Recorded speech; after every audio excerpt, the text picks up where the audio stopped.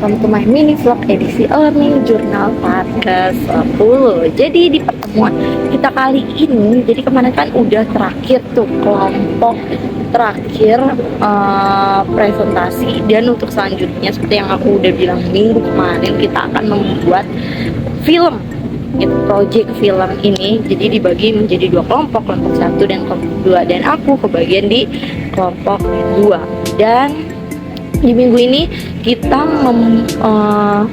membahas tentang alur cerita filmnya seperti apa, terus pembuatan proposalnya itu mau seperti apa.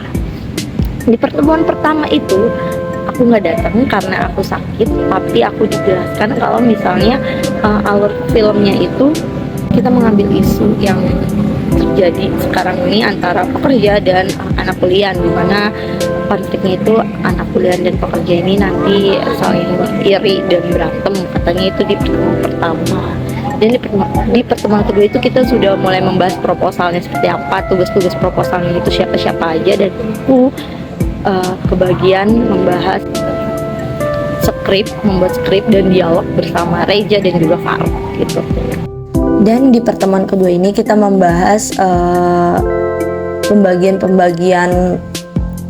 untuk tugas proposalnya seperti apa, dan juga kita membahas mau alurnya lagi-lagi seperti apa gitu, karena kemarin kurang jelas ya alurnya gimana, fixnya seperti apa, jadi kayak kurang jelas gitu. Dan di pertemuan kedua ini kita sudah menentukan apa-apa saja yang ingin kita sampaikan gitu dalam film itu, tapi ini masih beluman gitu, buat skrip segala macemnya itu belum ada. Ini baru aja pembagian tugas untuk proposal dan untuk proposalnya itu sendiri gitu.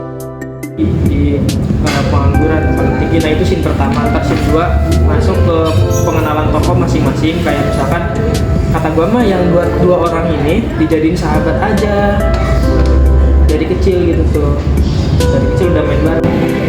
Dan sekarang adalah pertemuan ketiga, dan di pertemuan ketiga ini kita lagi-lagi masih aja membahas tentang alur cerita dan endingnya itu mau seperti apa, karena untuk memudahkan para penulisan skrip dan dialog ini agar bisa memenuhi tugasnya gitu. Karena di bagian ini di sini ada beberapa yang berbeda gitu, berbeda-beda pendapat. Jadi kita menemukan lah gitu solusinya apa, tujuannya.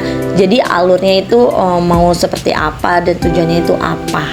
Nongkrong gitu. Padahal si Ben ini nggak tahu Raka itu sambil kerja.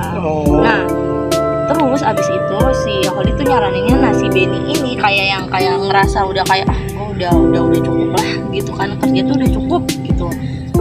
Dia mau resign. Nah setelah beberapa lama dia resign dari kerjaannya. Iya. Karena dia ngerasa kayak bosen lah kerja kayak gini. Si Raka nih, si Benny. Nah terus si Benny ini setelah